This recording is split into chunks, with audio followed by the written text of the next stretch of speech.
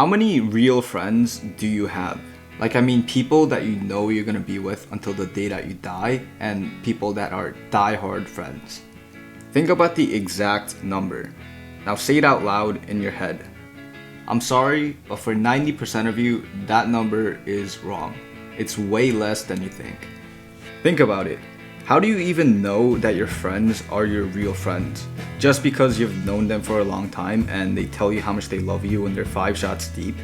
Realistically, you can't call anyone your real friend if you haven't been through some messed up situation and them being there for you and helping you get out of that situation. I learned this the hard way. Back in high school, I did some stuff that I don't really want to talk about, but long story short, I messed up and did something really stupid, but not in any way that affected my friends at all. It just affected my life only.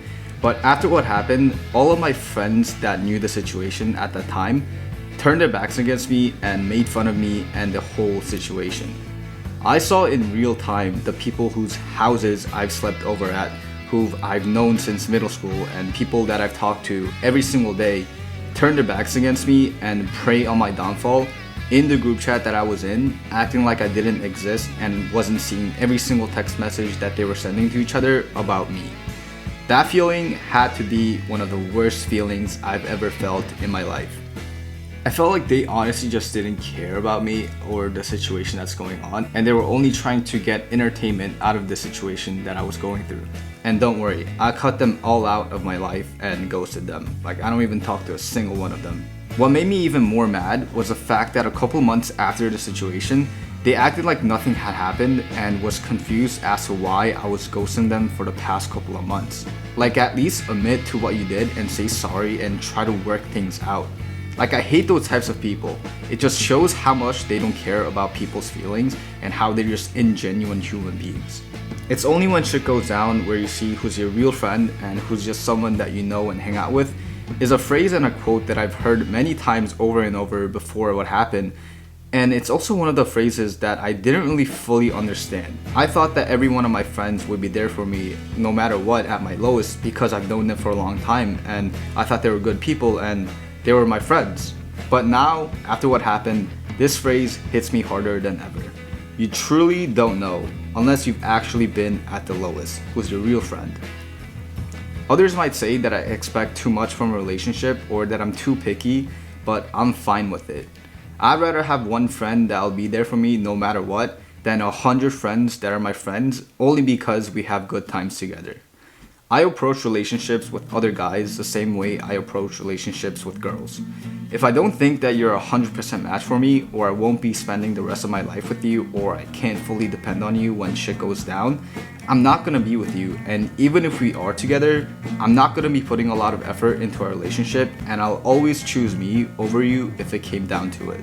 I only started approaching relationships with other people like this after all of the stuff that I've experienced in my personal life. A perfect example being what happened in high school that I described earlier. That experience honestly traumatized me to the point where, till this day, I'm scared of depending on someone, and whenever I feel like I'm getting too comfortable or too close to someone, I take a step back from them and place distance from them. Because every time I get close to someone, I'm reminded of what happened before. I know that carrying past experiences to new relationships are a bad thing, but I just can't help it, and it's not easy when the same things have happened to you multiple times. It's not easy to just ignore what happened. I wish I could though. Because of this, it makes me wonder if I'll ever be able to be close to someone ever again, like how I was with my past friends. People don't realize this, but you're friends with the people that you are friends with because it's convenient for you and they give you validation. It's not a coincidence that people are friends with others that do similar things for a living or chasing after similar goals. It gives us validation that whatever path you chose or you're choosing right now is the right one because there's other people doing it. It keeps you from having a midlife crisis.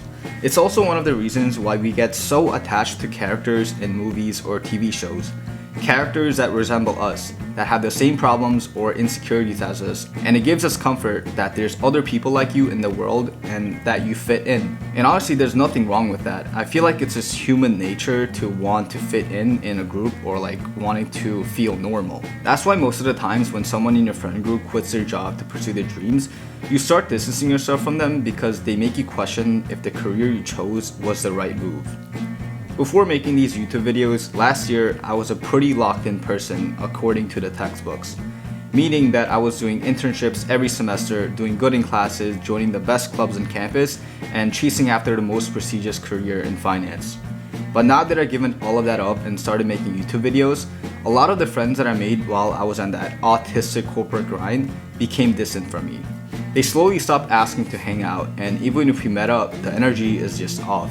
I feel like we're just filling up space in our conversation with stuff that we don't really want to talk about, or just talk to talk.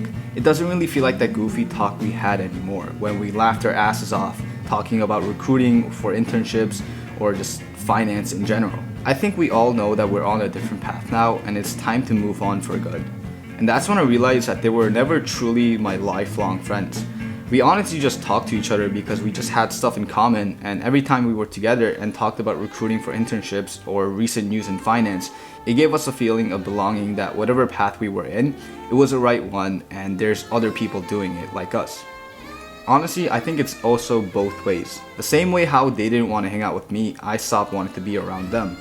Every time I was with them, I lost a lot of motivation to create videos, and creative ideas stopped coming to me naturally, and I felt like I had to force myself to come up with video ideas and force myself to shoot videos. I think this is why they always tell you that your friends will determine your future and you become like your friends. You start out as a 10 out of 10, 9 out of 10 when you start setting boundaries, 8 out of 10 when you stop saying yes to everything, 7 out of 10 when you chose a gym over hanging out, 6 out of 10 when you stop entertaining drama, 5 out of 10 when you start focusing on your goals, 4 out of 10 when you cut off the energy drainers, 3 out of 10 when you protect your peace, 2 out of 10 when you don't respond instantly, 1 out of 10 when you realize that your time is valuable, and 0 out of 10 when you finally put yourself first. You'll be surprised as to how many friends you lose once you start being 100% authentic to yourself and just being yourself and doing whatever you want to do, and stop saying yes to everything your friends ask you to do, and just stop being a person pleaser and just trying to make other people feel better. In all honesty, I don't have a single friend in my life that is doing what I am doing that I can fully relate with. A lot of them, actually all of them, are chasing the corporate life and chasing a stable life, which there's no problem with it at all. But I just wish that I had someone in my life that I could talk about content creation with and just discuss about like stress that comes along with it and etc.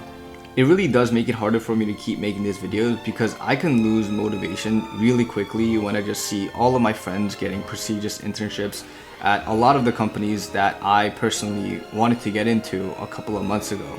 And just seeing that makes me question sometimes if the path that I'm choosing right now is the right one. But I guess that's the price of chasing after my dreams.